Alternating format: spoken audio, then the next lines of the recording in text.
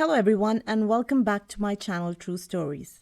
Before I could start, please be careful that this story may contain violence, murder and self-harm or suicide. If you are sensitive, please do not continue listening. While telling today's story, I will be journaling and I hope you will enjoy watching. Today's story occurred in Morocco. I would love to talk about Morocco, but overall, to describe this country, it would take ages and pages. Its Atlas Mountains, its Sahara Desert, or the amazing people. But let's talk about the crime story. The characters of our story are two men from Morocco. They were friends from the primary school and after the intermediate until they reached high school in 2002 and graduated from high school together. The first friend, we will name him Ahmed, was from a very rich and wealthy family and had money in abundance. They had relations with rich families, and his father was a very, we would say, person who had an important position previously. Altogether, they lived a very comfortable life. The other man here, or I would name him Hamid, his father had passed away when he was very young. He lived with his mother and sister, and their financial condition was, I would say, bad.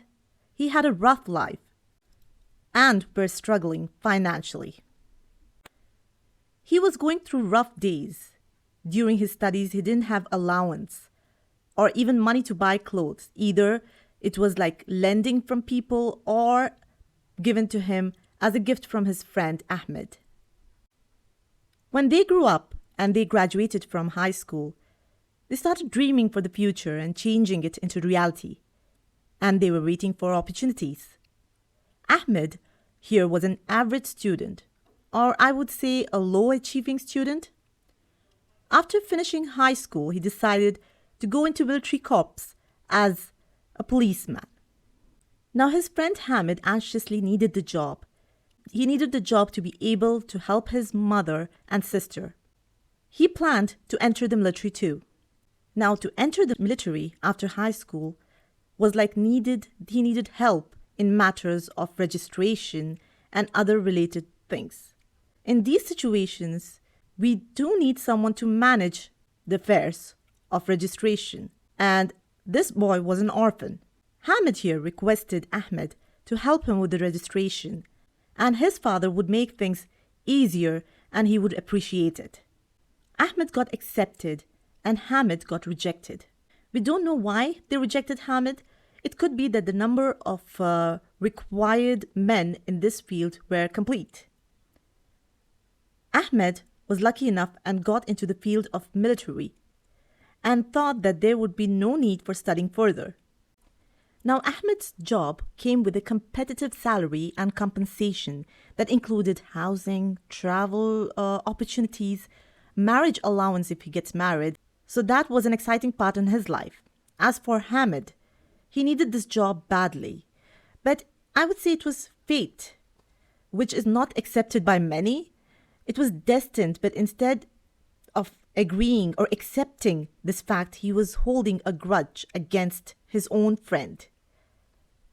Hamid was a brilliant student. He was a quick-witted boy. He decided to continue and complete his studies. By entering the university, he faced barriers and found difficulties. He was low on money and couldn't do anything to improve his situation. Sometimes he had no money whatsoever for food or for buying books. But he was able to complete his studies, thinking, this too shall pass. 4 years later, Hamid registered again for the military corps, but they rejected him. Ahmed, who was employed in the military, he had a life abounding in material comforts and luxuries. He had a house, a car, he was a well-dressed man, and he was doing well.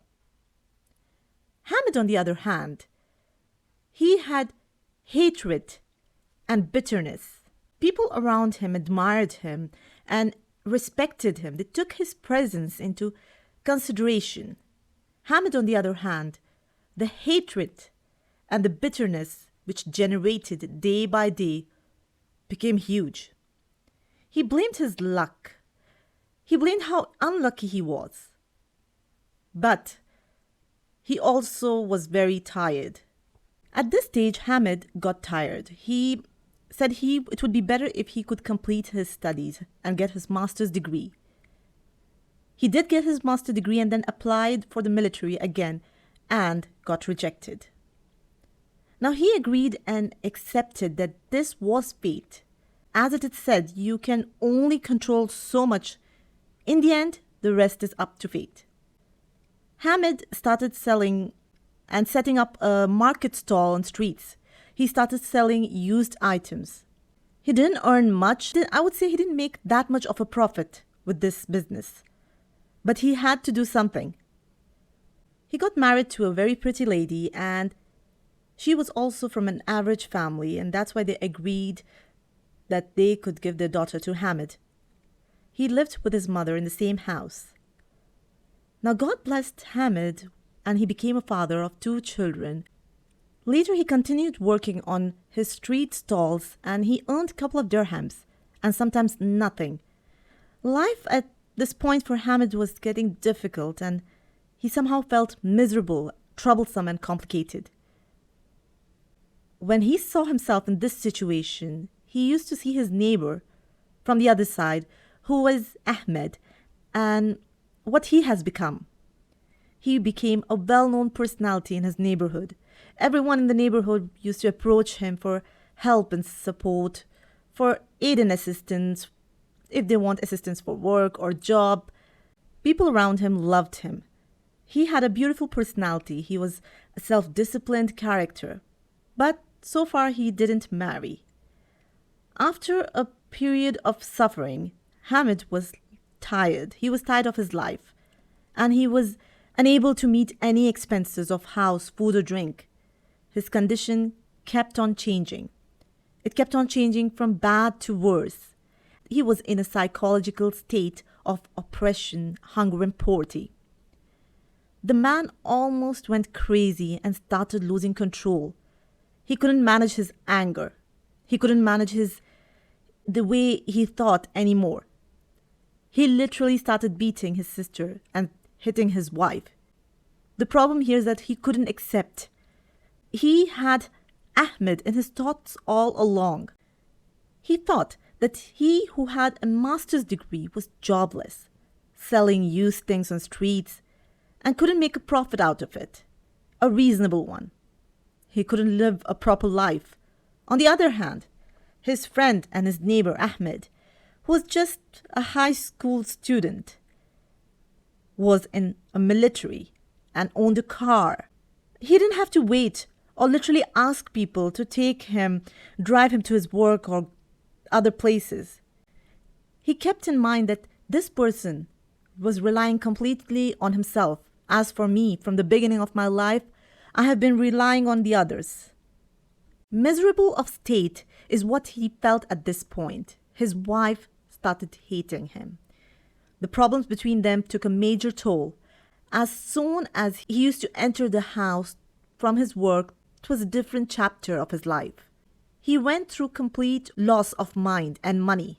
We could only imagine a person going through and then completely taking off his angers on others or blaming others for his situation. His wife decided to leave him, claiming that she could not live with him anymore.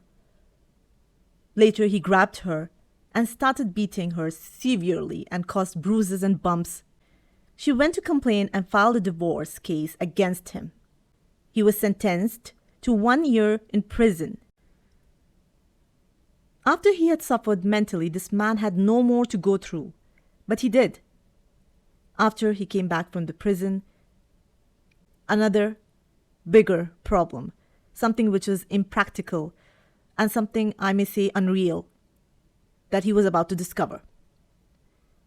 Well, after he came out of the prison, he wanted to see his daughter and son. Firstly, actually, he went to see his mother and he asked her that I would love to see my children and lay my eyes on my children because this was the only thing which was left in his life. The mother asked him to accept accept the harsh reality. Well, he asked what the harsh reality was all about. His mother then said that you have to be patient, attain patience, dear. And then he was confused. She said you have to control and face situations and not to get involved in something which would include violence. He replied, I just want to see my kids. That's it. The mother explained that his ex-wife got married and the children are now living with them. With the mother and her new husband. They're living together and they are going to actually have a wedding after or on Eid al-Adha. The mother explained that your son and daughter are living with her and her husband in his apartment. And they are officially married. The man was enraged and furious, not because his ex-wife got married. It was because he said that I cannot accept the fact that my children would live with a strange man. And now that I'm here, I don't see that there is any problem. Well, the mother continued with her conversation and said the man your ex-wife is married to is no one other than Ahmed, the police, who's your friend. Now he was at the verge of madness when he discovered that Ahmed was the one who proposed and whom to his ex-wife approved of. He lost his mind. He started having weird thoughts. He said a man who had been my friend for ages. He thought that out of all the girls in this world and out of all the girls in Morocco, he couldn't find anyone suitable for him except his ex-wife. He thought, did he took advantage of the fact that he was in prison? Then why did he marry a woman who was divorced and had children? And why did he marry to someone he knew that was the wife of his friend? This absolutely meant nothing. It was meaningless. These were questions and thoughts going in his mind. The greatest calamity was when he met his ex-wife. He asked her that what was the relationship between her and Ahmed. He started asking his ex-wife various questions. He wondered that why would you marry my friend? Out of all the strangers, if it was someone else, I wouldn't be angry. But why Ahmed? Why him? That you know that I hate him and I've been hating him for years because he entered the military and I couldn't. Why could you marry a person when I was going through hunger and poverty and I was complaining you that how much I despised him? Why would you marry someone I had a grudge against? Well, his ex-wife's response was that I am the one who led him to marry me. I am the one who actually came up with this idea of revenge. She said that she was the one to seduce him because she wanted this revenge so bad. The revenge of him beating and hitting her. Now, this man lost his mind. He couldn't listen more. He was about to kill her or slaughter her, but she ran away and then people on the street got involved and released her. And then he said, I want to see my children. And she said, if you want to see your children, you have to go to the court. What she did was bad. But after saying him that he has to go to the court to see his children was worst. Hamid, after going through poverty all his life, and then prison, and then his children being taken away, and his ex-wife marrying his friend, couldn't bear more. Now Hamid started walking on the street holding a knife in his hands. Why couldn't people notice such a strange thing, a person holding a knife and walking on the hand? Was because it was Eid al-Adha, which was actually when people sacrificed livestock like sheep, goats, and cows. So there were actually butchers everywhere. It was nothing which was, I would say, surprising that a man could be holding a knife and walking. Or people wouldn't think that it was a purpose of committing a crime. A man holding a knife would be a purpose of committing a crime. As I said, Hamid was holding a huge knife and people didn't Imagine what he was about to sacrifice. He was walking around the neighborhood, and Emmett was outside waiting for the butcher, and his mom was calling him out from the window, saying to come and have his breakfast. Well, she said you don't have to wait for the butcher on the street. Now she was watching the whole scene while waiting. Hamid here came just from behind who was waiting. He got his hands around his neck, pulled out the knife, and slaughtered Hamid's mother. From the fear and from what she saw, the horror of the situation, she fainted. The whole world was gathering around and seeing what was happening. Now, the security men arrived and they found the dead body. They arrested Hamid, or they wanted to. They went to his apartment where they thought he would be, but he got onto the roof with his knife. The knife was on his neck. He said, "If you come closer, I'll kill myself. I'll commit suicide. No one tries to come near me." He said, "Let me kill myself instead of just going to the prison. And actually, I honestly hate my life, so it will not make a difference." I mean, he explained them he had reasons to commit suicide. He had reasons that his poverty and he had no job. His wife left him.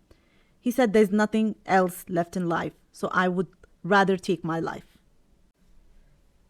He thought all his life he had been a loser, an unsuccessful person. On the other hand, Ahmed has been a well-employed, a person who had lived a good life.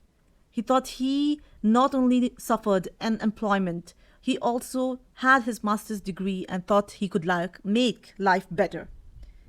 Hamid thought that there are people who live in the bliss of a job and some that get opportunities for certain circumstances. Of course, we don't blame the government or people for not providing jobs. It's an opportunity which comes to some, and some it is difficult. He placed a knife on his neck, and the security men, they tried to convince him. They tried to convince that he would change his mind. But they saw him so determined that they called out his mother and his sister.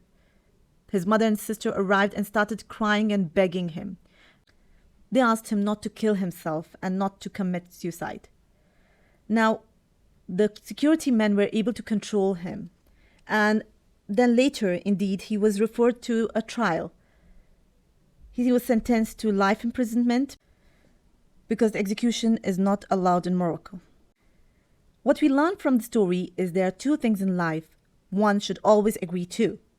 Firstly, fate, and secondly, destiny. I would like to say a beautiful quote, which is my favorite, by Umar bin al-Khattab. May God be pleased with him.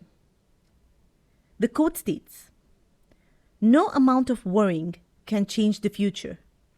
Go easy on yourself, for the outcome of all affairs is determined by God's decree. If something is meant to go elsewhere, it will never come your way. But if it is yours by destiny, from you it cannot flee." Thank you so much for listening. I would like to also thank Mr. Abu Talal Hamrani for sharing or for allowing me to translate these stories. And his YouTube channel is given below in the description box. Don't forget to subscribe, and thank you.